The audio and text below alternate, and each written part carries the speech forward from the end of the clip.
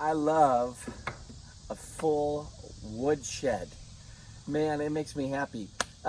We have had this for a couple years now, and in fact, we had a good friend of ours from Long Island make his way out, and as a family, we all just spent a big part of a day putting that together, and it was a great accomplishment.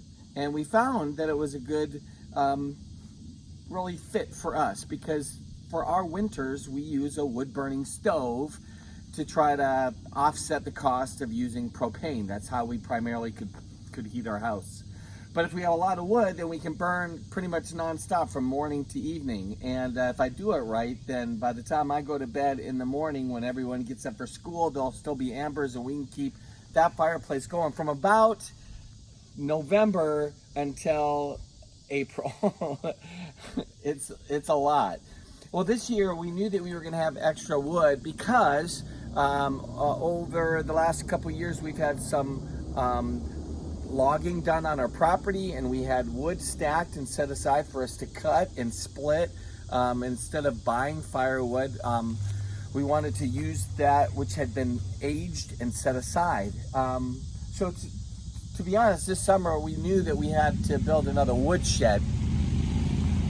And this is it. So it's a little bit smaller than our other one, but Noah, my son, came home from college and we put him to work.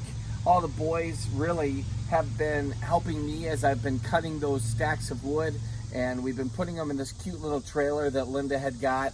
And basically we're almost there. So what'll happen is we'll finish up here. We'll do probably another pile, and then I might start stacking a little bit on the side. Just to show you, this is a smaller example of some of the trees and stumps that we've cut. We have a pretty big wood splitter that we use on a regular basis. This part of it here is kind of cool because you can take it off, and then the big ones you start by just usually trying to split it in half, and then this will cut it into fourths.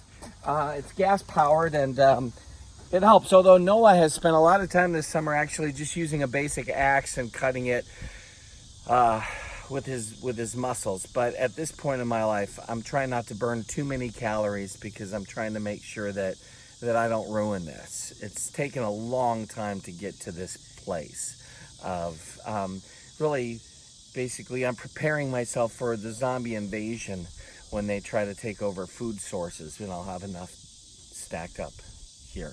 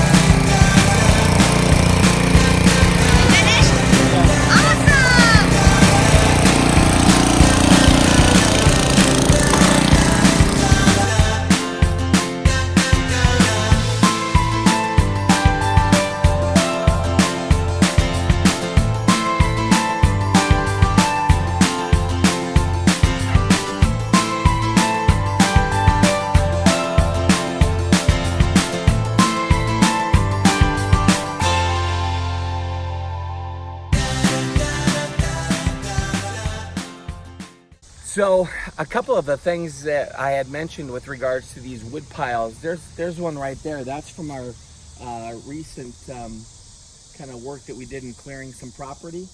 If you look right over there, there's another pretty big pile, and then there's a couple over there, one where the goats are at, one kind of on the other side of the pond. Maybe it's a little hard to see, but what I'm going to be doing the next few years is basically going after these piles, cutting all that wood up, and using the wood sheds.